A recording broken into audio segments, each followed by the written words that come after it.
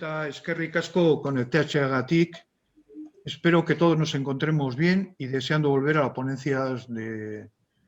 ponencias debate presenciales.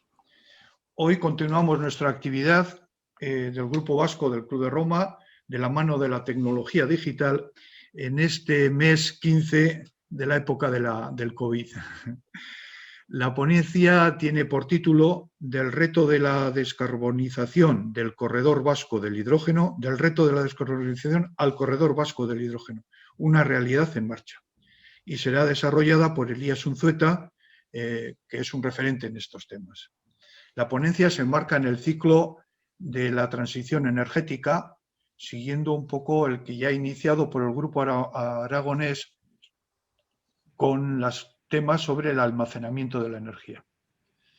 Bueno, Elías hará un repaso de la estrategia de descarbonización en la transición energética de la industria petroquímica y tomando como referencia a Repsol y Petronor para cumplir su compromiso de neutralización climática en 2050. Se explicará la apuesta por el hidrógeno como vector energético clave en dicha descarbonización y el proyecto denominado Corredor Vasco del Hidrógeno y sus principales características y retos. Entre ellos, las apuestas por la innovación, la investigación en el Energy Intelligence Center y el impulso a la formación con la colaboración de la Universidad de Mondragón y la Escuela de Formación Profesional de Somorrostro. Elías Unzueta es doctor en Ciencias Químicas por la Universidad del País Vasco. Es actualmente gerente de Petronor Innovación. Comenzó su carrera profesional en Repsol, posteriormente se incorpora a Petronor, donde ha acumulado o ha ocupado diferentes responsabilidades desde la planificación, jefatura en diversas áreas de producción y como responsable de procesos y eficiencia energética. En 2017 pasó a ser el gerente de Petronor Innovación, cuyas líneas estratégicas comprenden la digitalización, la transición energética y los nuevos modelos de negocio habilitados por ambas. No me extiendo más en la presentación, pero sí quiero recordar que el acto tendrá dos partes. Primero, una primera parte de 12 a la 1, que es el desarrollo de la ponencia. Segundo, un debate con el ponente que cerraremos inexcusablemente a las 2 de la tarde. Y por último, dada la asistencia, que la asistencia sobrepasa la centena, hemos optado por que las preguntas sean planteadas por escrito al final de la ponencia, mediante el icono preguntas y respuestas visible al bajar el ratón a la parte inferior de la pantalla y como límite por otra parte, el moderador administrará las preguntas derivándolas al ponente para ser respondidas. Esperamos disfrutar de esta ponencia de debate online de la mano de Elías Unzueta, un tema tan de vanguardia en la línea de los temas frontera del Club de Roma. Sin más, le paso la palabra a Elías para el inicio de la ponencia. Elías, tuya es la pantalla. Muy bien, muchas gracias. Hola, buenos días a todos los asistentes. En primer lugar, agradecer al Club de Roma y a ti, José Luis, en particular, pues la invitación a participar en este evento, la posibilidad de, bueno, pues de compartir experiencias y compartir un poco visión y, por supuesto, pues poder debatir en los ámbitos que corresponda. Como has comentado, yo soy desde el 2017 estoy en una pequeña unidad de I+D empresarial denominada Petronor Innovación, que bueno, su ambición ya la has descrito. Nuestro objetivo es catalizar y ayudar en nuestro sector pues, a acometer los retos de la transición energética en la que estamos todos inmersos. Y con los pilares en los que nos apoyamos ya los has mencionado: la digitalización, la entrada en nuevos vectores energéticos como el hidrógeno y la economía circular y, por supuesto, pues todos los nuevos oportunidades de negocio y servicios energéticos asociados a este nuevo paradigma, ¿no? Voy a poner la presentación, la voy a compartir y empezamos con ella.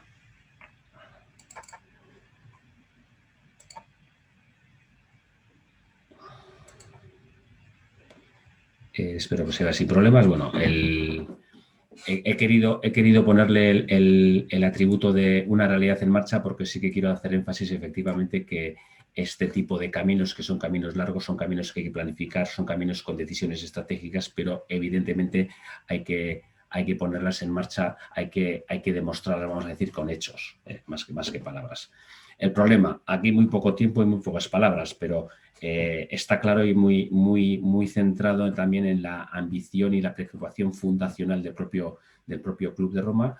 Tenemos un problema de emisiones acumulándose en la atmósfera de CO2, un desarrollo exponencial en las últimas décadas.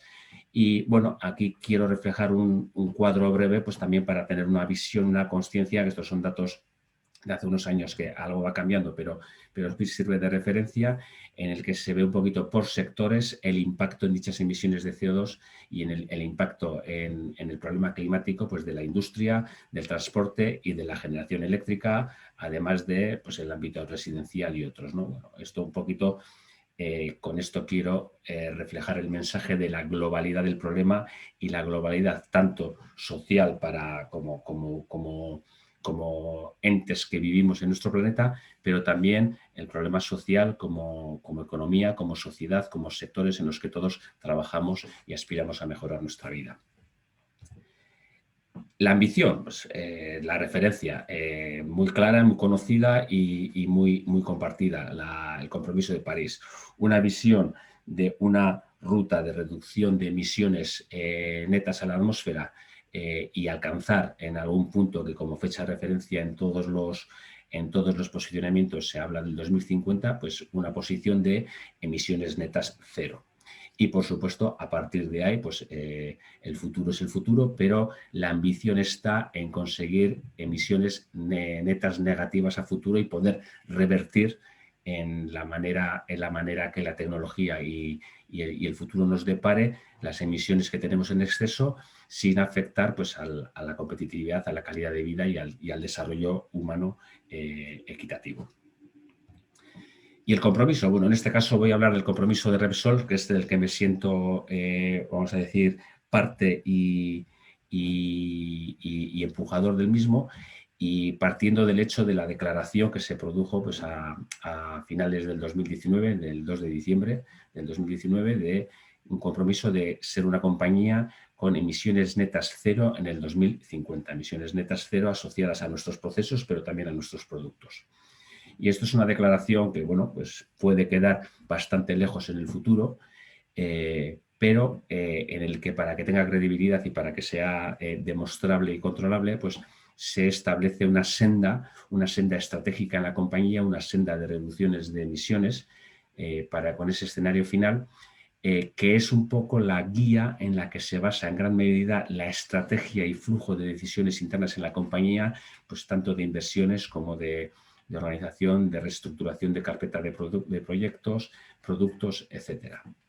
No voy a entrar en detalle de los ejemplos que aquí pongo, pero evidentemente este compromiso ha sido reflejado en la corrección contable, es decir, cuenta con el compromiso y la aprobación del accionista, como no podía ser de otra manera, y también hay diferentes posicionamientos que además sobre la marcha están acelerando y están activando planes más ambiciosos de inversiones, por ejemplo, en energías renovables. Además, aparece el vector clave del hidrógeno verde, del que hablaremos un poquito más adelante, y la economía circular asociada también pues, a la propia química y al papel que la economía circular va a jugar en el futuro también como vector de progreso. Y tres palabras, porque yo creo que sí que a veces hay que también reflexionar un poquito sobre cuáles son los atributos que un sistema energético ha de tener, qué es lo que tenemos que conseguir como sociedad. La energía es un valor que nos ayuda en el progreso, nos ayuda en el bienestar de la sociedad, pues evidentemente la ambición es que sea un sistema energético limpio, descarbonizado, un sistema energético seguro. La seguridad de suministro es clave.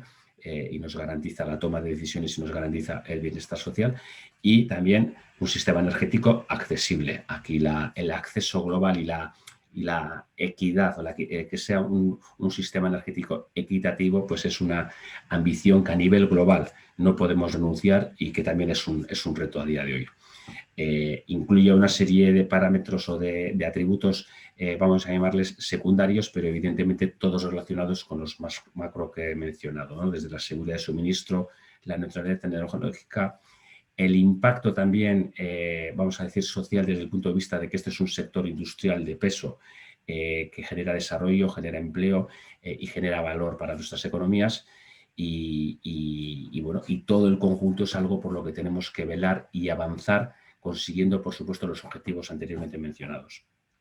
Hago aquí una pequeña mención a la neutralidad tecnológica como una de las visiones claras que manifestamos desde Repsol, en el sentido de que dependiendo del tipo de energía, dependiendo de la fuente y dependiendo de la aplicación, se están desarrollando y posicionando muchas tecnologías, algunas más visibles, algunas más maduras, algunas muy en el mainstream del discurso público y del discurso político, pero también hay que ser conscientes de que la magnitud del reto y el desarrollo tecnológico en sí mismo habilita y hay que analizar vamos a decir, con neutralidad las oportunidades que ofrecen nuevas tecnologías. Esto es un sumario en el que no pretendo entrar en detalle, pero sí quería hacer un posicionamiento de que el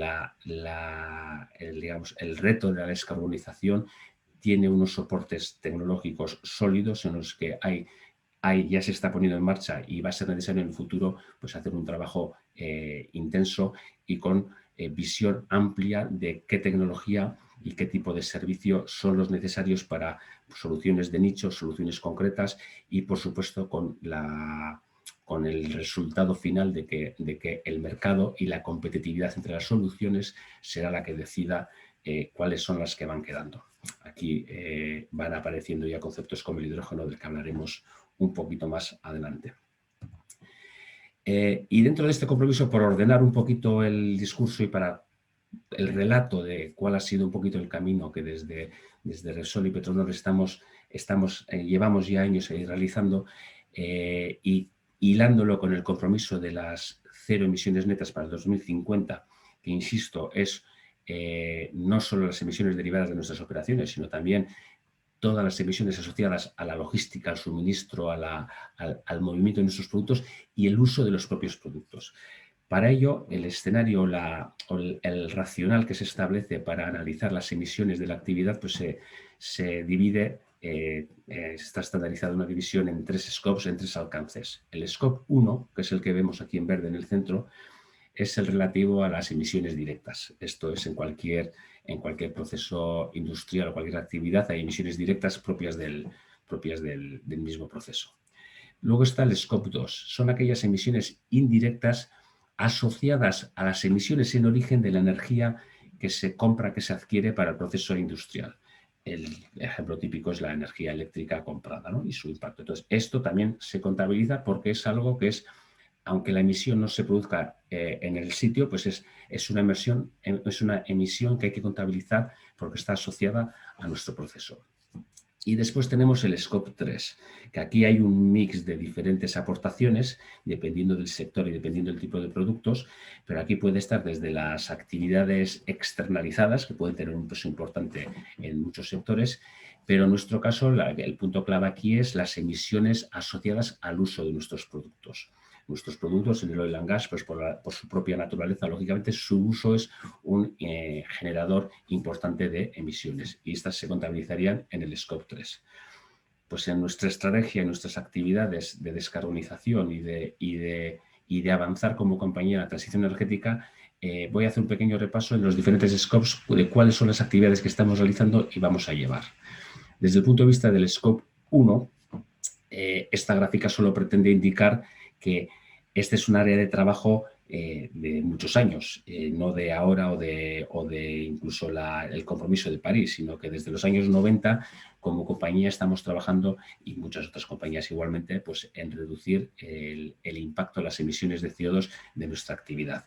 Esta gráfica solo pretendía reflejar ese universo de actividades, por así decirlo, pero lo que sí quiero mencionar como vamos a decir, un cierto punto de inflexión importante asociado a la eficiencia energética y a la reducción de emisiones de CO2, es un proyecto, una línea de trabajo que se estableció en el grupo en 2010, en el que se definieron unos objetivos que además han ido cambiando y convirtiéndose en más ambiciosos con su consecución, es decir, nada de ser conformistas, sino de estar siempre al límite de las capacidades operativas, técnicas y humanas para conseguirlos.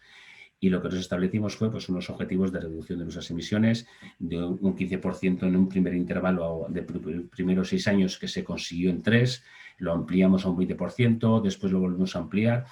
Bueno, esta es una gráfica que representa que cuando un plan de eficiencia energética, como cualquier otro, se adopta desde un punto de vista estratégico, se apoya con inversiones, con capacidad tanto de los equipos de trabajo humanos de la compañía como de las capacidades financieras de la misma para su consecución, los objetivos se consiguen. Ahora mismo, por ejemplo, aunque en la gráfica no está reflejado, estamos inmersos en un plan que le llamamos el plan 25-25, cuyo objetivo es la reducción de un 25% de nuestras emisiones de CO2 asociadas al proceso, con la referencia del 2017. Es decir, todo va en línea a tener una ruta de avance de descarbonización de nuestro proceso que nos permita cumplir los objetivos marcados en la senda antes indicada. En el Scope 2, lo que hemos dicho de las emisiones indirectas por la energía incorporada a nuestro proceso. Bueno, pues aquí el componente de la energía eléctrica es en general el que más peso tiene, aunque podría haber en diferentes complejos industriales otras fuentes de energía que se compran a un tercero. Pero bueno, aquí solo quería reflejar pues, el compromiso también de Repsol y las actividades estratégicas que Repsol será bien conocido, está llevando a cabo en los últimos años para ser un referente en la introducción y en el aumento de producción de energía renovable, energía eléctrica renovable en nuestro sistema. Hay un plan agresivo y además que va aumentando de incorporar generación renovable. Y bueno, he puesto aquí en este cuadro pues una noticia reciente de estos días en el que bueno, también se refleja, por ejemplo, pues la ambición de internacionalización de nuestra actividad renovables con la compra de una parte en esta compañía. Este es el ámbito de trabajo en el Scope 2. Y cuando hablamos ya del Scope 3, que antes he mencionado, es donde tenemos los retos también importantes para conseguir esa neutralidad y ese compromiso, empezamos ya a visualizar la visión de nuestro proceso, de los complejos industriales actuales del oil and gas y qué visión tenemos para su futuro. Evidentemente, la visión va asociada a descarbonizar o a eliminar el carbono fósil de los productos, progresivamente el carbono fósil de los productos que vamos produciendo. La refinería actual, digamos, es un esquema relativamente conocido, bien maduro, de entrada de crudo y producción de diferentes productos y con uso de energía de la eléctrica y principalmente gas natural. En la visión que tenemos para la refinería del futuro, para el complejo industrial del futuro, los inputs cambian, aumentan su variedad. Tenemos desde CO2 capturado, tenemos hidrógeno renovable, tenemos residuos, tenemos materia orgánica. Y los outputs, los productos que generamos, pues empiezan a aparecer elementos que ya tienen años de que existen en nuestro mix, pero que se van a ir aumentando en los próximos años. Estamos hablando de biocombustibles avanzados de segunda, tercera generación, en el que se resuelven algunos de los problemas estratégicos vamos a decir, por solape con el uso agrícola de la superficie que los biocombustibles de segunda y tercera generación pretenden resolver, pero también combustibles sintéticos de los que hablaré en un ratito un poquito más, el propio hidrógeno, etcétera, ¿no? Como suministro de energía, evidentemente, las fuentes de electricidad renovable o biogás o combustibles descarbonizados van a estar jugando ahí. Y al final, la definición del complejo industrial como un centro de economía circular es el paradigma hacia el que podemos avanzar en nuestros complejos, ¿no? En este caso, asociada a la economía del hidrógeno, las refinerías, por su propio proceso, son las grandes consumidoras de hidrógeno y hasta ahora tanto la producción como el consumo pues, se produce en la propia refinería o en instalaciones anexas a la misma. A futuro, el rol que el hidrógeno renovable y en el que va a tener en el ecosistema del hidrógeno va a seguir apalancado en el uso y la necesidad de tener hidrógeno en la refinería, pero también va a poder permitir desde los complejos industriales la distribución del hidrógeno como vector energético en el entorno, tanto sea a empresas como en usos de movilidad. Y de eso también hablaremos. Bueno, aquí tenemos una serie de proyectos de referencia en el que se computan algunas primeras estimaciones de impactos de reducción de CO2. Muchos de estos casos son proyectos o propuestas demo que lo que pretenden es validar la tecnología y validar la economía y la escala de las mismas, y los números, vamos a decir, los grandes números de estas tecnologías, pues tendrán que ser desarrollados en proyectos ya a nivel más industrial. En la transición energética, querría dedicar unos minutos a hablar a un proyecto que son dos proyectos que le denominamos el Hub de Descarbonización de Petronor, que con Repsol vamos a llevar a cabo en las instalaciones de aquí del puerto, no en la propia refinería, sino en el puerto de Bilbao, y son la planta de combustibles sintéticos y la planta de pirólisis de CSR, que ambas fueron anunciadas públicamente en julio del 2020. Los combustibles sintéticos, muy rápidamente, para que quede claro.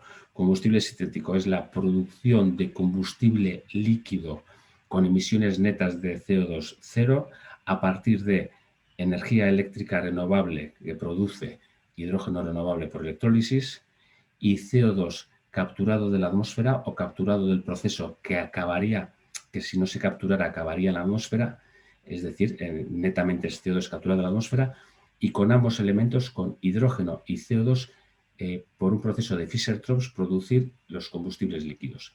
¿Qué aplicaciones van a tener estos combustibles líquidos? Estamos hablando de utilizarlos en los motores de combustión interna, ya sea en el ámbito de la aviación y del transporte marítimo, que es donde está claro que es un vector de aplicación muy fuerte para estos combustibles, pero también en el transporte pesado por carretera, por ejemplo.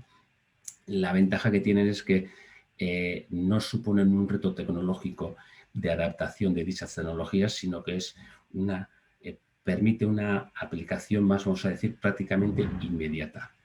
Evidentemente, las oportunidades van asociadas a la alta densidad energética y a la capacidad de ser fácilmente almacenado y transportado en infraestructuras ya existentes y ya amortizadas.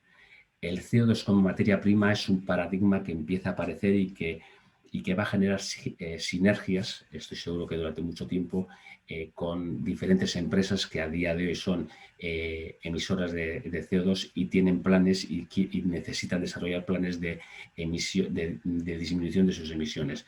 Este tipo de tecnologías pueden buscar esas sinergias que permitan un segundo uso a dichos productos. Y por último, y no menos importante, pues hay previsiones precisamente en los sectores más de transporte de vamos a decir, aviación y marítimo, de que en el 2050 pues la demanda de e-fuels será importante, y si no trabajamos, si no optamos a este vector energético, si no desarrollamos esta tecnología, si no nos posicionamos, pues nos convertiremos una vez más en importadores de los e-fuels que otros desarrollen. Es decir, también hay una oportunidad aquí de desarrollo de tecnología y de desarrollo de producto que nos permita ser competitivos a nivel global, porque estos productos, todos lo conocemos muy bien, compiten a nivel global.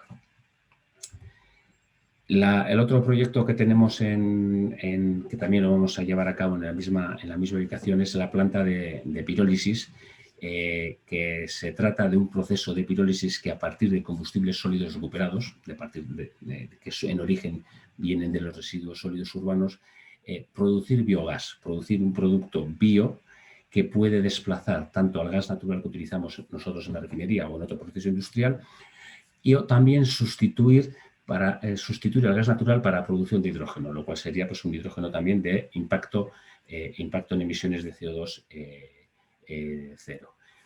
Esta también es un modelo, es un proyecto demostrativo, al igual que el anterior, que este lo vamos a desarrollar en varias fases, como se puede ver aquí. Es un proceso modular que permite ir incrementando la complejidad y capacidad del mismo. Y un factor aquí importante también está en el desarrollo tecnológico y el aprendizaje que nos va a permitir, sobre todo desde el punto de vista de la flexibilidad de las materias primas o de los residuos a utilizar. Porque evidentemente yo creo que como sociedad, en las sociedades avanzadas y globalmente, y en particular en el País Vasco, por noticias tristes de los últimos meses, el eliminar residuos que van a vertedero y el poder incorporar a la economía circular diferentes residuos, ya sean de residuos sólidos urbanos o de otros orígenes, aplicando tecnologías de este tipo, pues yo creo que es una solución más que razonable para un problema social que actualmente pues está muy de manifiesto. Ubicación, bueno, pues tenemos una parcela en el puerto de Bilbao en la que estamos ya desarrollando la ingeniería para su implantación y construcción. Estamos hablando de finales del 2023 como fecha objetivo para tener estas plantas en producción. Y ya paso un poquito a describir y a presentaros el Corredor Vasco del Hidrógeno, porque, bueno, después de todo este camino que os he contado, toda esta ruta que os he hablado de avance en la descarbonización, pues en los últimos meses, bueno, nosotros realmente aquí empezamos a hablar de hidrógeno internamente y a desarrollar y a colaborar con otras empresas en el ámbito de qué posibilidades nos da el hidrógeno renovable como vector energético. Y entonces yo creo que es bueno hacer una pequeña reflexión de si yo creo que esta reflexión está ya bastante madura, pero bueno, de vez en cuando hay que pararse un poquito en ella. En el pasado ya ha habido pequeños o grandes momentos de entusiasmo por el hidrógeno que después quedaron más o menos en nada, y alguien podría preguntarse si el momento actual no es uno similar a esos o qué es lo que lo hace diferente. Bueno, yo aquí rápidamente sí que querría decir, además creo que muy claramente, que este momento, el momento presente, es muy diferente. No va asociado a una crisis energética derivada de la baja disponibilidad de crudo o digamos, la crisis lado suministro de energía fósil. Va asociada a una crisis energética y social de la demanda, una conciencia ambiental madura y una apuesta política global. Esto, y lo estamos viendo en la prensa todos los días, todos los gobiernos, todas las instancias económicas se han posicionado claramente en esto, y es verdad que el hidrógeno, este es el momento adecuado pues, por dos motivos principales. Uno, porque la incorporación y la entrada de energías renovables en los sistemas tiene un grado de madurez y tiene un grado de implantación lo suficientemente alto para que los siguientes saltos en esa incorporación sean soportados por lo que el hidrógeno permite, ¿no? de poder incorporar más energía renovable en el sistema, y además porque los desarrollos tecnológicos para su producción y su uso pues también han tenido una evolución en estos años. Entonces, como resumen, por no alargarme, yo diría que sí es el momento presente, y creo que así lo está viendo desde muchos ámbitos. Esto no voy a entretenerme, pero básicamente es un reflejo que luego quedará colgada la presentación de dónde se visualiza, en qué vectores se visualiza el uso del hidrógeno y su magnitud absoluta como vector energético, y también su participación en el mercado, su market share previsto respecto a otras fuentes de energía de esos mercados. El sistema es muy variado, como veis, hay una gran variedad de penetración y hay una gran variedad de usos, lo cual pues es una de las virtudes del hidrógeno como vector energético. Y desde un punto de vista más económico, industrial y social, pues bueno, pues las expectativas de crecimiento como sector asociado al hidrógeno pues van más allá de la reducción de emisiones de CO2, que por supuesto es un driver clave. Se habla del 18-20% de participación en el mix global, en las necesidades de hidrógeno globales a escala mundial, pero bueno, se habla de una oportunidad económica que va a mover mucho dinero y va a generar socialmente también pues empleo, puestos de trabajo y desarrollo social. Y pensando un poquito en Europa, que digamos es donde estamos y donde se nos plantean por lo menos las primeras reglas de juego, y por supuesto la universalización o la globalización de esas reglas de juego creo que es algo que también viene ya en marcha, pero Europa está un poquito llevando la bandera de la transición energética y la descarbonización, bueno, pues hay un posicionamiento estratégico claro. Tal vez ha venido con cierto retraso respecto a otros países, sobre todo asiáticos, en el que Japón es una referencia, pero bueno, hay una visión compartida a nivel europeo muy claro de utilizar el hidrógeno como un medio clave para conseguir la descarbonización en algunos sectores específicos de gran peso y de gran importancia para precisamente obtener los objetivos de descarbonización que están marcados, ¿no? Bueno, y ahora ya vamos bajando de Europa, vamos bajando pues un poco más a lo más local, lo que desde Petronor y desde Repsol, tanto en Euskadi pero también a nivel nacional, pues analizamos y decimos, bueno, pues aquí hay una oportunidad, vamos a desarrollar un ecosistema de hidrógeno, vamos a plantearlo en Euskadi, vamos a ver qué oportunidades tenemos. ¿Esperamos? ¿Vamos a trabajar para que el hidrógeno renovable sea competitivo o vamos a establecer ya una estrategia de avance que permita habilitar precisamente que esa competitividad se produzca? Que nos posicionemos en toda la cadena de valor de hidrógeno y que nos centremos en desplegar las infraestructuras que nos permitan, evidentemente en los siguientes años, esta década que tenemos ahora por delante, creo que es una década clave, pues poder integrar el hidrógeno renovable pues en el proceso económico e industrial de la sociedad, ¿no? ¿Qué atributos tenemos o qué está debajo del Corredor Vasco de Hidrógeno? Bueno, pues es un proyecto cuyo objetivo es, lo que ya lo he dicho, crear este ecosistema que ayude a avanzar en la descarbonización y en los sectores, en todos, en la energía, en el sector industrial, residencial y movilidad. Es una estrategia integral, lo que busca es trabajar en toda la cadena de valor, porque es cierto que y tienen sentido proyectos muy focalizados en un uso, proyectos focalizados en la producción, proyectos focalizados en la infraestructura del transporte, pero con este corredor lo que queremos es darle una visión de conjunto, un proyecto agregado que tenga una lógica en la que las diferentes verticales de la cadena de valor avancen coordinadamente, tal vez no necesariamente al mismo ritmo, pero sí con una visión y una hoja de ruta compartida y coordinada, porque creemos que es como puede aportar además más valor y compartir además riesgos de desarrollo, riesgos futuros con una estrategia compartida. Y cuando hablamos de colaboración, efectivamente es lo que acabo de decir, la suma de capacidades y dinámica. ¿Qué quiere decir? En el 22 de febrero hicimos una presentación oficial del corredor con un portfolio de proyectos, con un grupo de empresas con una realidad ya existente, pero evidentemente siempre que los proyectos y iniciativas sean complementarios a los existentes, colaboren y aporten valor al corredor, pues estamos más que abiertos a que haya mecanismos de incorporación de nuevas iniciativas y de búsqueda de sinergias y de hacer crecer la ambición de este proyecto, ¿no? Y es importante lo que ponemos aquí en la última frase, y la situación en la que ahora estamos inmersos encima lo agudiza más. Es decir, esto es una oportunidad también de desarrollo, una oportunidad de desarrollo de la cadena tecnológico-industrial alrededor del hidrógeno. Es un sector bueno, con potencial nuevo y diciéndolo de una manera muy de la calle, pues evidentemente nuestro futuro en el hidrógeno renovable puede ser comprando electrolizadores a los países que los fabriquen. En el peor de los casos, en el mejor de los casos, perdón, podría ser un país europeo, pero podría ser también un país asiático. O queremos ser parte de la cadena de valor del hidrógeno, queremos tener la tecnología, queremos tener capacidades nacionales de producción de electrolizadores, de producción de pilas de combustible, de aportar y competir a nivel global en este ecosistema de hidrógeno. Yo creo que estamos en el momento adecuado de no dejar pasar esta oportunidad y avanzar en esa dirección.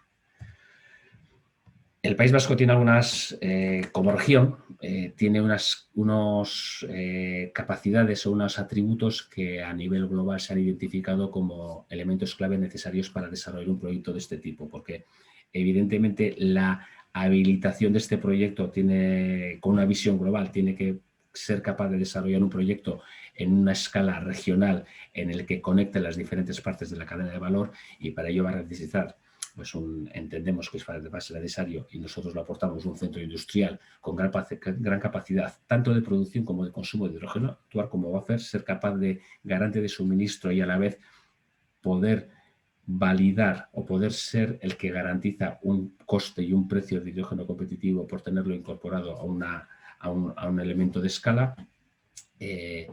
tenemos un puerto industrial, el puerto de Bilbao, pues con un puerto históricamente muy ligado y con experiencia al ámbito energético, que creemos que también es un elemento clave para desarrollar una estrategia de este tipo.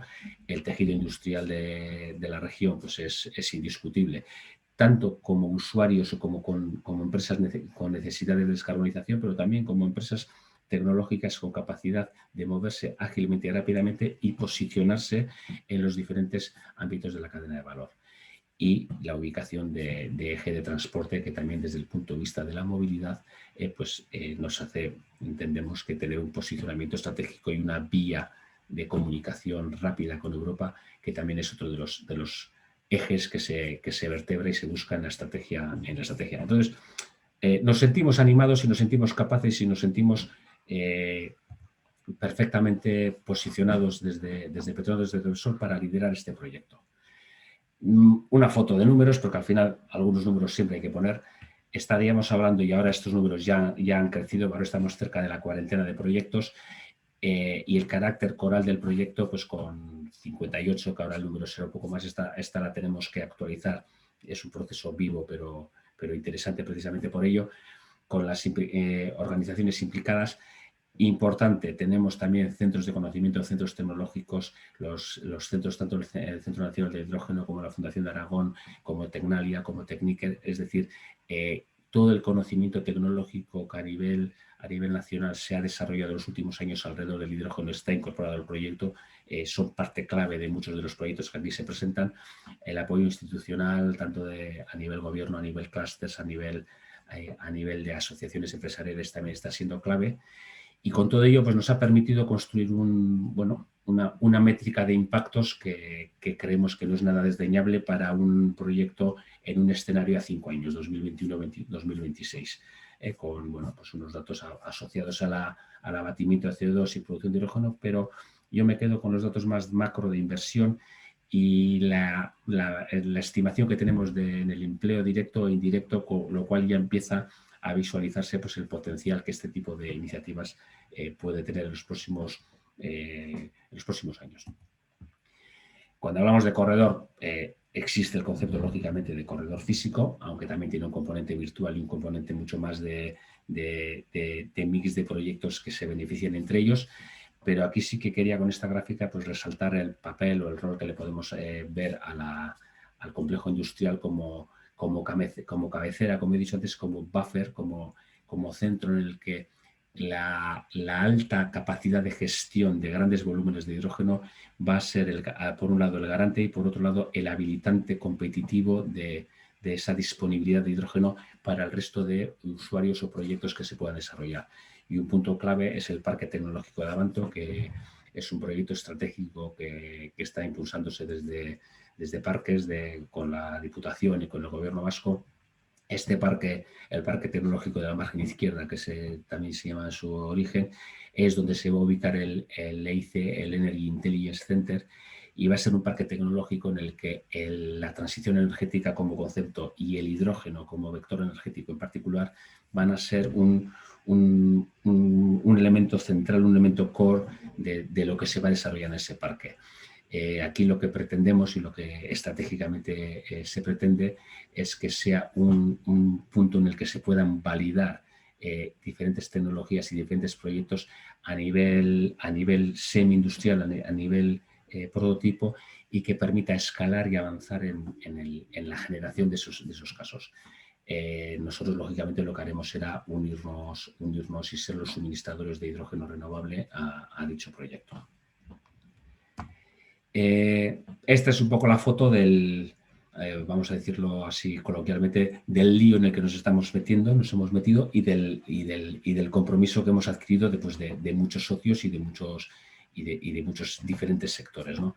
Sí quiero remarcar en la parte superior el apoyo y agradecer además y verlo como algo fundamental que de otra manera no podía esto haber avanzado vamos a decir, de lo público, con los diferentes actores que reflejamos, y por supuesto el soporte, los cimientos, las raíces profundas, sobre todo como desarrollo a futuro, que le va a dar también todo el ámbito tecnológico, todos los centros tecnológicos y clústeres del conocimiento y clústeres industriales aquí indicados, que van a permitir que todas las empresas aquí representadas y muchas que no están representadas, pero que pueden tener grandes oportunidades en la cadena de suministro asociado a los diferentes proyectos que se desarrollen, pues bueno, todo este conjunto puede avanzar y llegar al éxito, ¿no? Esto es una foto en la que lo que se pretende decir es que lo que he dicho al principio, que lo que queremos es trabajar en toda la cadena de valor del hidrógeno. Este cuadro pretende reflejar un poco cuál sería dicha cadena y dónde tenemos ubicados diferentes proyectos. Y esto puede permitir también identificar aquellas áreas en las que, al no existir un proyecto identificado, puede haber una oportunidad de desarrollar algún tema interesante que aporte, que complemente al portfolio actualmente existente.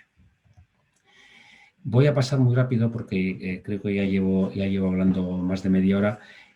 Voy a pasar rápidamente por los diferentes proyectos que tenemos en el corredor, pero lo que sí que querría es que quedara en la audiencia claro el concepto de que los hemos clasificado. Aquí a la izquierda se ven las diferentes verticales. Hemos definido 6 verticales. Por un lado, la producción de hidrógeno, producción de fuels, producción de carriers de hidrógeno en cualquier caso. Una vertical asociada a la movilidad y a la logística asociada a la movilidad, una vertical asociada al uso industrial y a la descarbonización de la industria, una vertical clave, que además aquí sí que creo que hay muchísimas sinergias y que tenemos que trabajar con los actores clave en las infraestructuras de gas, en la distribución, en el transporte de gas. Hay muchas sinergias y hay muchas oportunidades para el hidrógeno para ir progresivamente entrando en la descarbonización de esos ámbitos. Tenemos un portfolio importante de proyectos que son de desarrollo tecnológico y los tenemos todos agrupados, pero lógicamente cada uno de ellos aportará y dará resultados de desarrollo posterior en cada una de las verticales indicadas. Y tal vez sí me entretendré un poquito más en las iniciativas motoras, de la cual, por ejemplo, del parque ya he hablado un poco, pero sí que es importante lanzar algunos mensajes asociados a la formación, asociados a la capacitación tecnológica y asociados también a la clusterización y al aprovechamiento de entornos colaborativos entre las empresas. Como referencia, yo sí que invito a la audiencia a que casi se fije más en los logos y en las empresas que están participando aquí en los proyectos, porque al final esa es la parte que nos servirá de referencia, más que centrarse en el contenido, que eso pues evidentemente está en marcha y habrá más oportunidades, por supuesto, para irlo viendo. En la parte de producción tenemos una hoja de ruta con un incremento de capacidad de producción de hidrógeno renovable por electrólisis en la refinería que se marca ahí, de 2, 10 y 100 megavatios. Y los dos proyectos de abajo son los que ya he comentado del hub de descarbonización previamente en la presentación. En el ámbito de la movilidad y la logística, tenemos por un lado, y aquí sí que el apoyo de las diputaciones y del ámbito del transporte interurbano, el transporte público y su compromiso ha sido clave. Tenemos un área de trabajo en la logística de distribución de hidrógeno en movilidad, tanto en la creación de hidrogeneras o puntos de dispensación como la incorporación progresiva en diferentes flotas de elementos de consumo que permitan avanzar en ir definiendo toda la dinámica asociada a una dispensación lo más eficiente y económica del hidrógeno. El propio proceso de dispensación, el diseño del laboratorio, el diseño de la hidrogenera, pues también es un elemento clave, porque su estandarización y su optimización de los procesos involucrados pues va a ser algo que va a ser necesario a futuro para que esto sea un mainstream, sea una tecnología vamos a decir, estándar, y tenemos un proyecto en esta línea. Y luego tenemos también un par de proyectos, uno asociado al puerto de Bilbao y otro con AENA, en el que también se explora el uso del hidrógeno en aplicaciones de movilidad en grandes centros logísticos, vamos a llamarles, como puede ser un aeropuerto o un puerto, en el que bueno, pues las casuísticas asociadas al uso de las flotas y a los servicios en esos ámbitos pues son bastante especiales. En la parte industrial residencial, aquí es donde la visión estratégica con el EVE va a ser algo central. Aquí tenemos que trabajar y con todos los actores, además, en elaborar estrategias adecuadas para descarbonizar la red gasista vasca, que permita posicionarse y optar a empresas que tienen la necesidad de descarbonizar sus procesos a estas oportunidades. Y, por supuesto, en el punto 3.1, pues vender Biblia sin predicar con el ejemplo, pues es difícil. Entonces, evidentemente, la intervención o la utilización del hidrógeno renovable en Petronor para descarbonizar una parte importante de nuestro propio proceso, pues va a ser uno de los proyectos clave que desarrollemos. Hay algún otro proyecto adicional que, bueno, que yo lo que sí que quiero que quede claro son con la suficiente visibilidad los diferentes actores implicados. En infraestructuras, pues evidentemente aparecen aquí pues, los actores de distribución de gas y los actores asociados a las infraestructuras necesarias para hacer llegar el hidrógeno desde su generación al uso. Tenemos las necesidades de canalización propias del proyecto, pero también una iniciativa interesante y con muchos actores involucrados que lo que buscan, y creo que es una visión que además hay que resaltar que es necesario hacer, el papel que puede jugar y en la necesidad de conocimiento y desarrollo que hace falta para incorporar el hidrógeno en redes de distribución. En cuanto a los proyectos de desarrollo tecnológico, pues aquí hay bastantes proyectos y dependiendo de la vertical a la que vayan a afectar, pues tienen análisis diferentes. Pero desde el punto de vista de la producción de hidrógeno, pues hay un proyecto muy interesante que además estratégicamente puede ser clave aquí en el tejido industrial del País Vasco, liderado por Sener, que es en colaboración con un tecnólogo fabricante de electrolizadores, pues tener capacidad productiva de electrolizadores en el País Vasco. Por supuesto, es necesario desarrollar nuevas tecnologías, tecnologías que actualmente no son tan maduras como puede ser la electrólisis alcalina, pero que a futuro pueden tener unas grandes ventajas en función de los procesos en los que sea necesario ser aplicados. Y algún proyecto específico, por ejemplo, como la generación in situ, que también es un nicho muy interesante, como también en este proyecto de reformador de biocombustible. Es decir, y aquí no lo he mencionado tal vez con la suficiente énfasis, la producción de hidrógeno por electrólisis entiendo que va a ser la tecnología dominante para tener hidrógeno renovable, pero sí es verdad que la generación de hidrógeno por procesos más convencionales utilizando productos bio, como puede ser en este caso biometanol, pues son unas soluciones que económicamente y tecnológicamente pueden estar muy bien posicionadas, sobre todo para aplicaciones concretas como esta de movilidad, ¿no? Hay desarrollo tecnológico también en la propia logística, lógicamente unido a lo que he comentado de la hidrogenera laboratorio. Evidentemente hay proyectos de desarrollo de equipos, de equipamientos y de diferentes materiales o suministros que intervienen en dicha logística. Y, por supuesto, está la parte final ya probablemente más distribuida de uso del hidrógeno asociada a uso de hidrógeno como generador de electricidad en el entorno de la pila combustible. Y aquí hay un área de trabajo, además, que creo que es otro de los proyectos estratégicos reconocido a nivel global, pero que puede ser también muy importante en el corredor vasco, el uso de la pila combustible y los proyectos de desarrollo para movilidad o para aplicaciones en estacionario.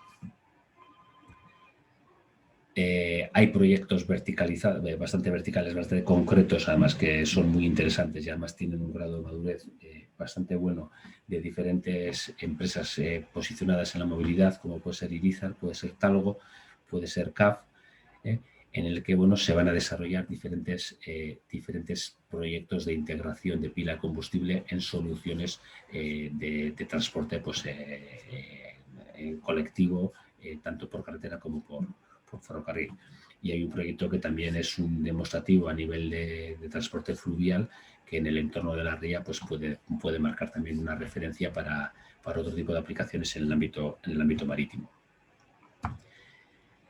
Los equipamientos va a ser algo clave. Y además esto sí que es un punto en el que en el ámbito del País Vasco puede tener también una mención especial, porque tanto en las capacidades de componentes para empresas del ámbito pesado, ¿no? Del ámbito del acero, del ámbito del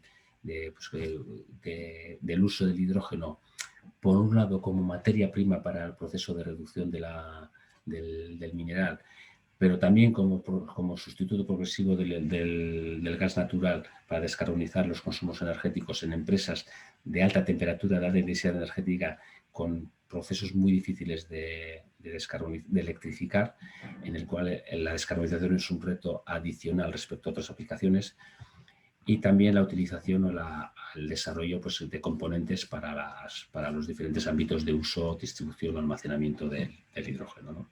Aquí lo que sí que quiero reflejar es que existen oportunidades en un ámbito con un peso fuerte de las pymes, por ejemplo, en el tejido industrial. Pues yo creo que hay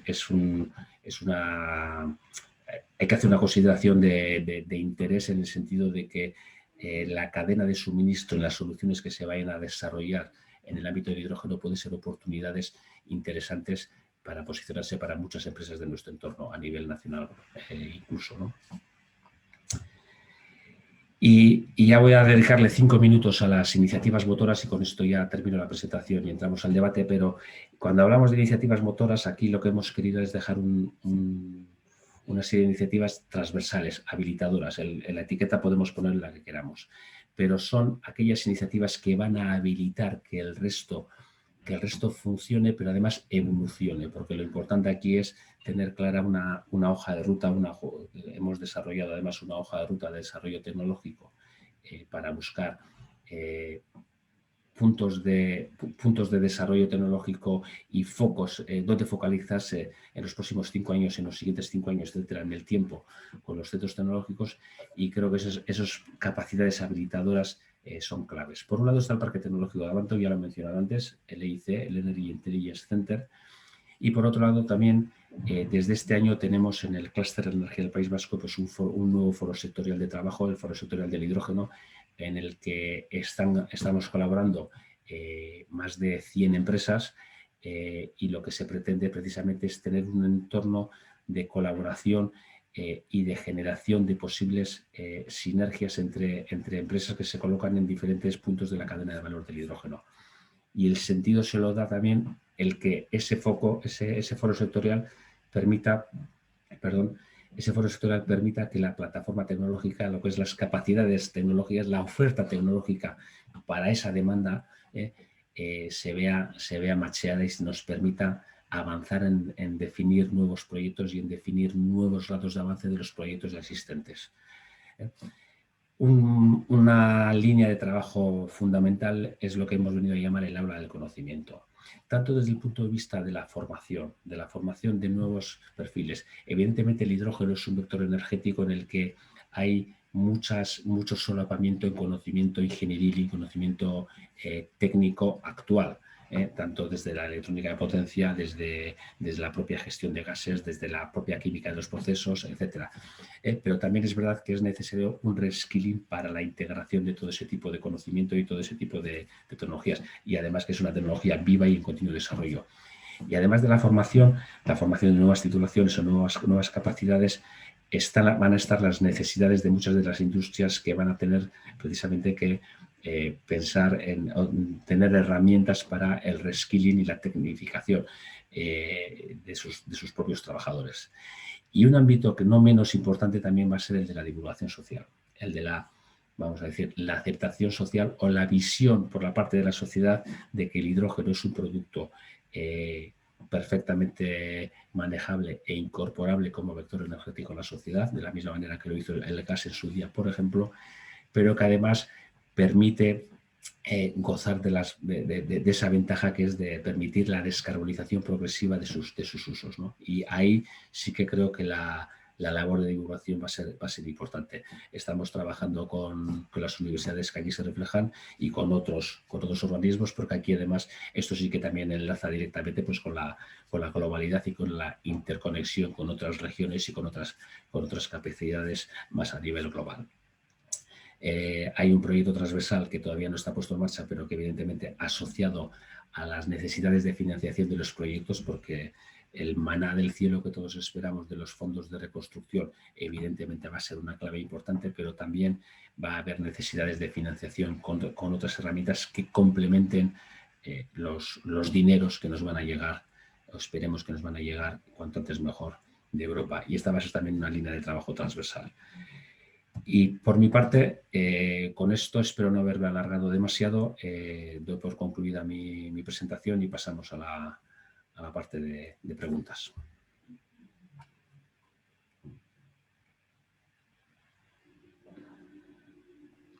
Activa el micrófono, José Luis.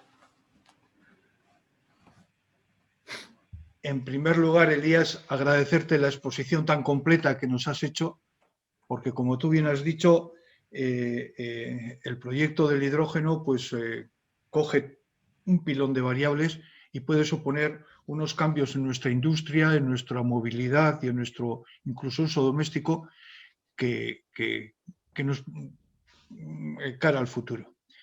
Hay una serie de preguntas que me están llegando aquí y te empiezo a trasladar algunas de ellas. Una de ellas es, primero, Sysener y la producción de electrolizadores. ¿Hay alguna factoría en Europa? ¿Podemos ser competitivos con Asia? ¿Hay mercado en otras partes de España para los electrolizadores? Esa es un poco la primera pregunta. Bueno, evidentemente, este es un ámbito que tiene grandes proyecciones de crecimiento a futuro. Es un ámbito en el que en Europa se están moviendo y con rapidez una serie de proyectos. Hay empresas en Francia como Magfy, en Bélgica John Cockerill, tenemos empresas en Noruega, Nel, etcétera, ¿no? Hydrogen Pro. O sea, hay un gran movimiento porque aquí sí es que se está detectando unas grandes oportunidades. Muchos de estos proyectos, en su germen por lo menos, están asociados a tecnología y a capacidades chinas, vamos a decirlo así, pero con la ambición de desarrollo de tecnología y de crecer en Europa. Entonces, yo creo que en ese interés estratégico que ahora estamos en un punto clave, yo creo que en Europa va a haber oportunidades. A nivel nacional también va a haber espacio, yo creo, para que haya proyectos industriales de generación de hidrógeno con tecnología de un desarrollo, no sé si nacional o al menos europeo.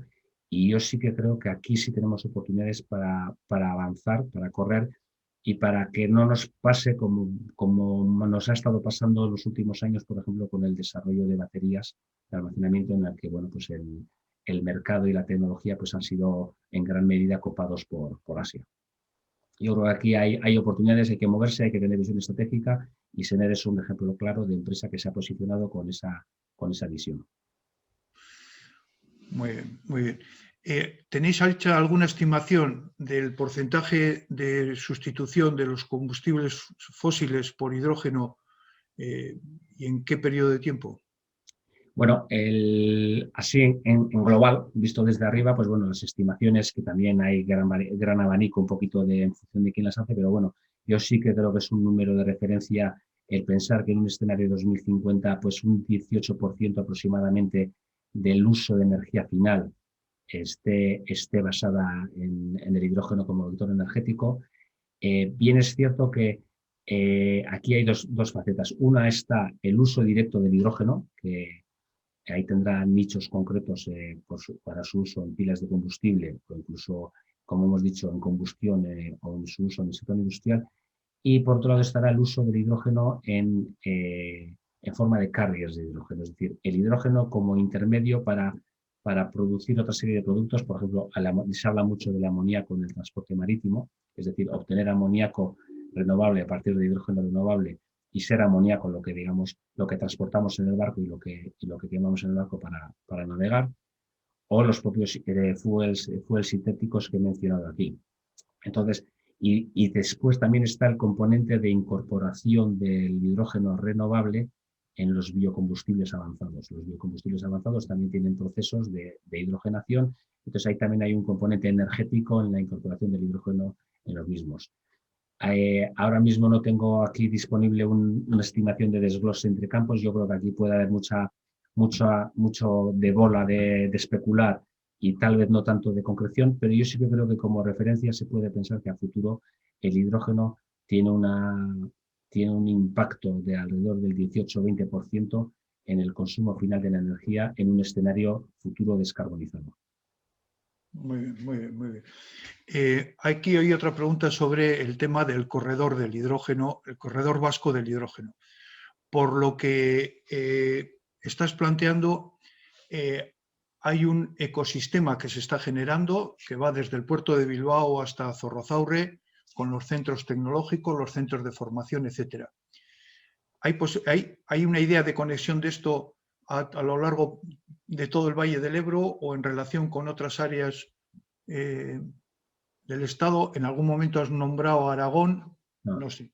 Bueno, aquí efectivamente en algún momento de la presentación he comentado, ¿no?, el concepto que evidentemente lo del corredor es algo que ya se está manejando en diferentes proyectos en Europa, ¿no? Los famosos valles del hidrógeno.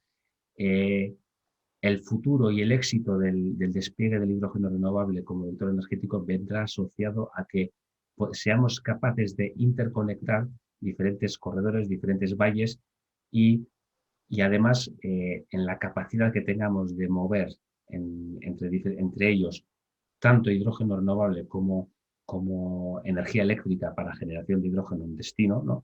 Pero sí es verdad que la interconexión a más física entre diferentes valles y entre diferentes usos va a ser lo que marque el éxito de la implantación del hidrógeno, ¿no? Entonces, nosotros, por ejemplo, vemos claramente, y de hecho ya estamos colaborando, por ejemplo, en el aula de conocimiento que he mencionado antes, pero también a nivel con el grupo Repsol y a nivel industrial, pues con los diferentes anuncios de valles de hidrógeno que se están haciendo en Cataluña, el complejo petroquímico de Tarragona, por ejemplo, Aragón es una zona también de interés intermedia, con capacidades además de generación de energía renovable interesantes, es decir, el ser capaces de interconectar con sentido económico y estratégico diferentes áreas en las que se buscan las sinergias entre generación renovable, transporte de hidrógeno o electricidad o ambos, y usos industriales y usos de otro tipo entre diferentes regiones, será clave. Y en Europa lo mismo. En esta línea, ¿es posible reconvertir una planta de almacenamiento y regasificación de gas natural o GNL para su utilización por el hidrógeno? Bueno, ahí técnicamente yo tal vez no soy el más concreto para contestar, pero estoy seguro que las empresas o el conocimiento técnico existente en el GNL puede ser clave tanto para el uso del hidrógeno, su almacenamiento, su uso como hidrógeno líquido, que también en aviación, por ejemplo, se está viendo que puede ser un vector interesante de utilizarlo en lugar de como hidrógeno comprimido, como hidrógeno líquido. Y cuando a futuro la logística, que yo sí que creo que puede ocurrir, la logística de transporte internacional de hidrógeno entre en servicio y se empiecen a producir movimientos de grandes masas de hidrógeno desde grandes productores a grandes consumidores, pues el papel de los puertos y el papel de las plantas de regasificadoras, etcétera, pues seguro que será sobre los que pivoten las soluciones que se desarrollen. Yo el detalle técnico o el contestar con rotundidad a la pregunta de que eso sí se puede hacer, no lo puedo hacer, pero intuyo que va a ser una de las capacidades clave para que se desarrolle el mercado de hidrógeno. Muy bien. Aquí me están llegando dos preguntas un poco en cuanto a la capacidad al músculo financiero para desarrollar estos proyectos. Repsol, en el caso de que no llegasen los fondos o los fondos europeos de Next Generation se retrasasen, Repsol y estas empresas con las cuales se está formando estos clústeres tienen músculo suficiente como para desarrollar el proyecto, o estamos muy ligados a la financiación europea? Hombre, estamos ligados a la financiación en el sentido de que los proyectos, sobre todo en estas etapas iniciales, para tener un modelo de negocio razonable, pues necesitan de financiación. Pero yo respondiendo por mi casa, ¿no?, que por la casa de otros me cuesta más responder, por mi casa, pues tanto en Repsol como Petronor sí hemos manifestado más de una vez públicamente que la ejecución de estos proyectos vamos a intentar financiar al máximo, lógicamente, pero que son compromisos estratégicos de la compañía que vamos a desarrollar sí o sí, independientemente de que los recursos asignados que nos lleguen o los recursos o las ayudas que nos lleguen pues no sean las esperadas o las planificadas. Aquí, evidentemente, hay un reto y una de las virtudes que le vemos a hacer un proyecto que englobe a una serie de proyectos y una serie de capacidades en toda la cadena de valor es darle precisamente una mayor credibilidad y un mayor peso para presentarnos también pues, ante los diferentes organismos, tanto ministerio, organismos nacionales, como a nivel europeo, para acceder a esos fondos, porque creemos que le damos un sentido de toda la cadena de valor a los proyectos. Muy bien, muy bien. Aquí me llega una pregunta diciendo que el tema del hidrógeno es un vector energético fundamental, pero hay que hacer cuentas energéticas, además de medioambientales. No tiene sentido producir electricidad con hidrógeno producido por renovables. Como veis, este tema de la competencia de almacenamiento por baterías y sobre todo por bombeo. ¿Cómo veis el futuro a largo plazo de las refinerías? ¿Desaparecerán con la prohibición del uso de los combustibles fósiles? Estas son las preguntas que me lanzan. Son una serie de preguntas no necesariamente ligadas entre sí, pero bueno, evidentemente a lo primero, evidentemente, o sea, es decir, la eficiencia energética, que además ha sido uno de los capítulos que más peso le quiero en la presentación, es algo clave. Entonces, el hidrógeno tendrá sentido cuando la eficiencia de su uso o la eficiencia global del sistema sean una ventaja frente a otras soluciones. ¿Las pilas de combustible tienen sentido? Sí, tienen sentido en aquellos nichos o aquellas aplicaciones en las que respecto a las baterías, porque en el fondo el hidrógeno es un sistema de almacenamiento de energía, como son las baterías, pues en aquellos usos de la pila combustible que sea una ventaja por eficiencia, por autonomía, por capacidad de recarga, por densidad energética embarcada, que es un aspecto importante que tenemos que tener en cuenta, ¿no? En el transporte, en aviación o en transporte marítimo, etcétera. Pues en aquellos ámbitos en los que sea más eficiente, sea una solución. Lógicamente, la electrificación en ámbitos de movilidad, por ejemplo, en el vehículo de pasajeros de poco peso, es decir, con un uso urbano, interurbano, habitual, etcétera, pues hay una serie de ámbitos en los que las soluciones más eficientes, pues yo creo que el mercado ya las está definiendo, ¿no? En cualquier caso, la importancia del hidrógeno y es, en mi opinión, al menos, su capacidad de afectar a la eficiencia global del sistema. Y cuando digo global del sistema me refiero a la generación de energía primaria y al uso de la energía final. Hasta ahora, en el esquema energético vigente y en el que hemos tenido hasta ahora, en el que la energía primaria está muy basada en los combustibles fósiles, gas natural, petróleo, etcétera, y la capacidad de almacenamiento la tenemos ahí. Y la capacidad de producir energía eléctrica o de otro tipo a demanda está basada en que ya en la energía primaria tenemos la capacidad de respuesta a la demanda, entre comillas, de inmediato, o el almacenamiento intermedio, que en el fondo es de la misma naturaleza. ¿Qué ocurre en un escenario electrificado, en un escenario descarbonizado y electrificado, que es hacia el que nos vamos a mover sin ninguna duda? Ahí lo que nos ocurre es que la generación de energía primaria ya no es gestionable, es decir, la generación de energía primaria se produce cuando se produce. Y la eficiencia global del sistema te lo tiene que dar lo que eres capaz de hacer con esa energía que se genera cuando se genera y su acoplamiento con el uso final de la misma. Y ahí el hidrógeno, por supuesto el almacenamiento de las baterías también, pero el hidrógeno puede ser un elemento muy importante porque permite almacenar grandes cantidades de energía durante mucho tiempo, incluso con estacionalidad, etcétera. Y en el fondo lo que está haciendo es aumentar la eficiencia global del proceso, porque la mayor ineficiencia, en mi opinión al menos, la mayor ineficiencia de todas en este sistema energético de futuro es que teniendo recurso no seamos capaces de aprovechar los activos disponibles para generar energía renovable porque no hay consumo, que es lo que nos está ocurriendo, pues incluso fines de semana recientes, con una gran capacidad de producción de energía renovable, con la electricidad a céntimo, y por no tener consumo ni capacidad de almacenamiento, ahí hay una ineficiencia brutal, en mi opinión, por no ser capaces de aprovechar esa energía, ese recurso existente, generar un intermedio, que en el hidrógeno puede ser uno de ellos, y almacenar energía para ser usado cuando la demanda así lo requiere. No, es claro que el problema de la energía es que o consumes lo que produces o si no tienes que buscar un elemento intermedio para poderlo almacenar.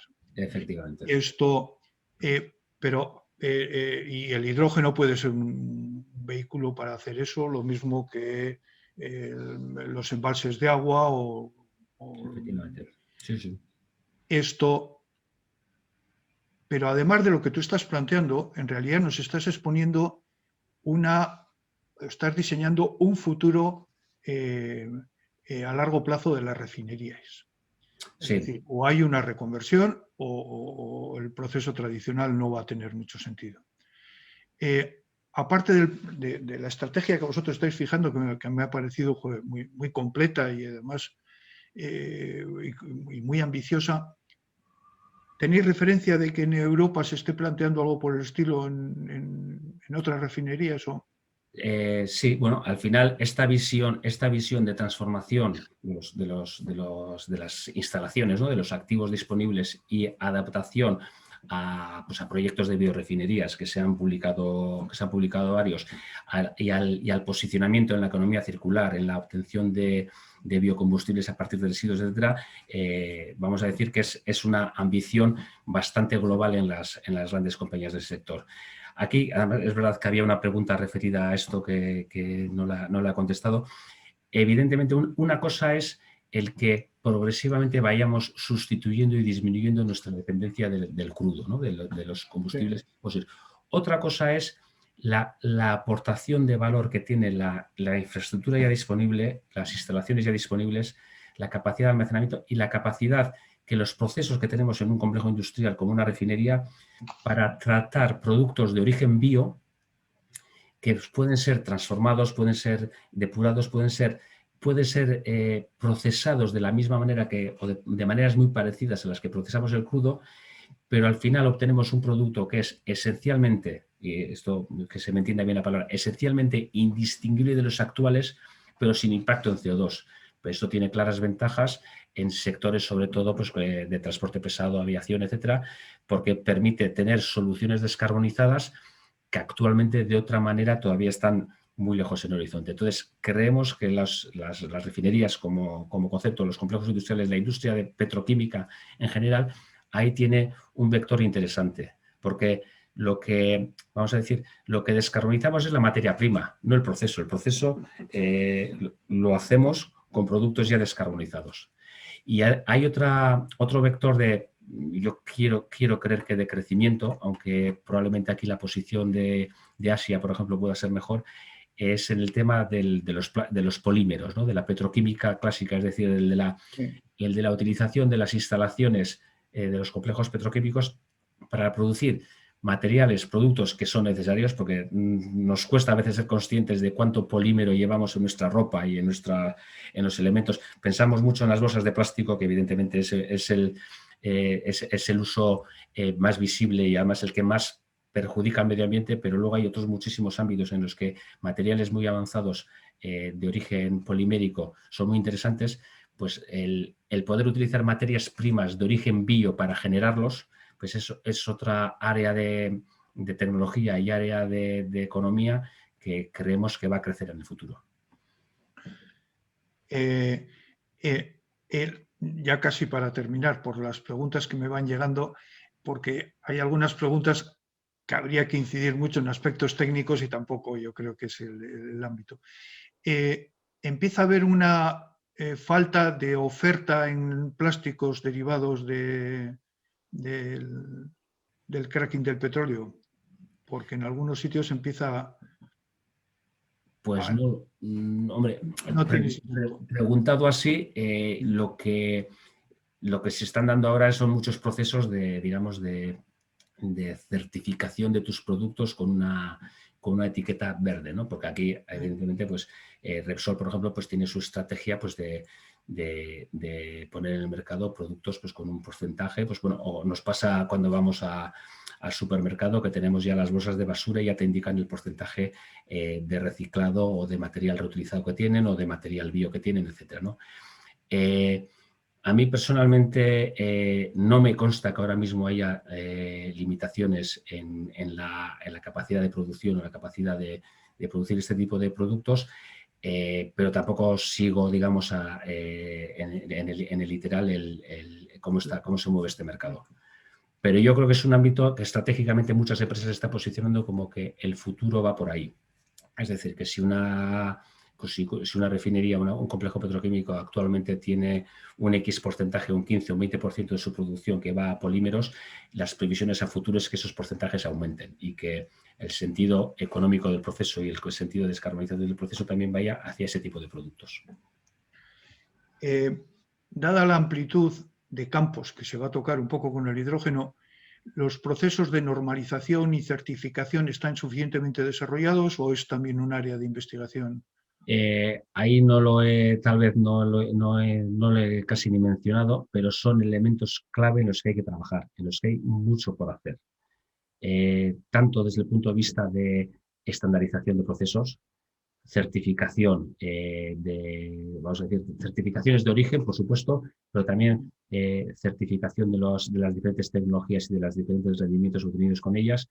Desde el ámbito regulatorio, tanto la propia definición del hidrógeno como vector energético, en lugar de ser un producto químico, que es como hasta ahora se considera, ¿no? Y las implicaciones que eso deriva en un montón de regulaciones para digamos, un montón pues para una propia hidrogenera, ¿no? O sea, necesito o no necesito que sea suelo industrial donde pongo una hidrogenera, pues son temas que hay que ir cambiando y además hay que agilizar pues los mecanismos y hay que inventar muchos mecanismos que no existen. La gestión de las redes, el acceso del hidrógeno a las redes de distribución de gas, por ejemplo, ¿no? La regulación, puntos de acceso, ciertas comparativas que se pueden hacer con el sistema eléctrico, ¿no? Es decir, yo tengo hidrógeno renovable y lo quiero meter al sistema. Y el sistema me lo tiene que reconocer de alguna manera y tengo que ser capaz de vender certificados, etc. O sea, ese tipo de actividades son más que necesarias. Y aquí sí que creo que hay una parte fundamental de trabajo que desde Europa y desde las administraciones hay que empujar para que se dé. Muy bien, muy bien.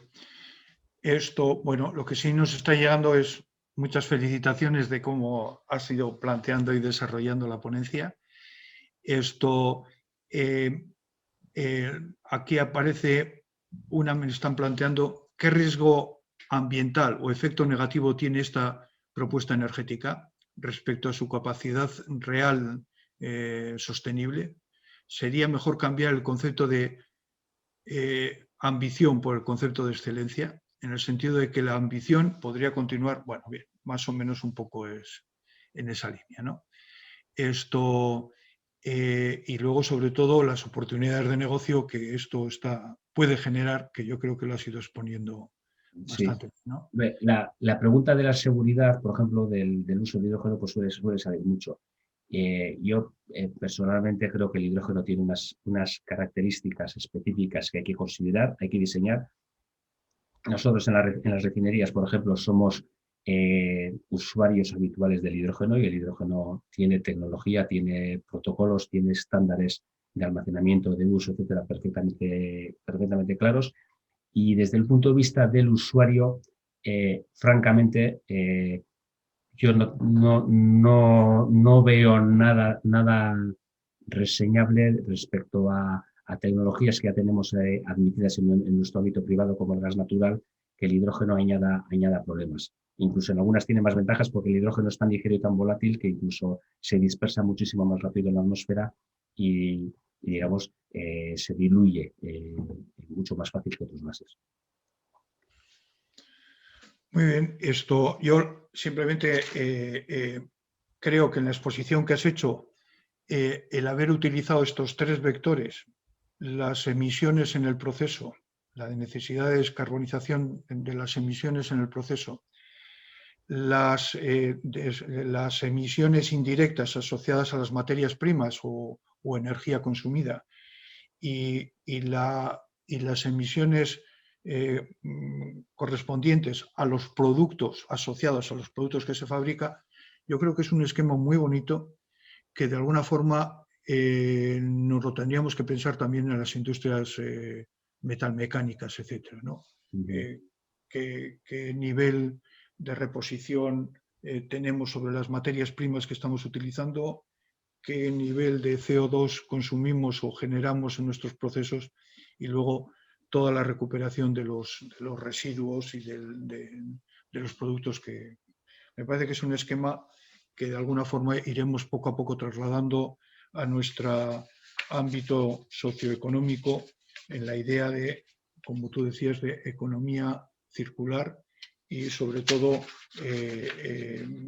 economía de reposición, ¿no? No solamente obtener materias primas de la naturaleza, sino cómo de alguna forma las podemos devolver, aunque en este momento lo que estamos es centrados con el CO2, ¿no? Pues yo aquí no tengo más preguntas. Yo creo que ha sido, bueno, hay más, pero tampoco es cuestión de profundizar en temas como muy concretos. Te agradecemos sinceramente toda la exposición que has hecho. Esperamos poder seguir colaborando con vosotros y agradecer a todas las personas que nos habéis seguido en esta exposición y deciros que esta presentación la colgaremos en nuestra página web del Grupo Vasco del Club de Roma, de tal forma que bueno, cualquiera puede volverla a escuchar. Muchas gracias, Elías, y joder, felicidades a Repsol y a Petronor por una estrategia tan clara y tan definida. Pues muchas gracias a vosotros y ha sido un auténtico placer. Hasta la siguiente. Vale, hasta otra entonces.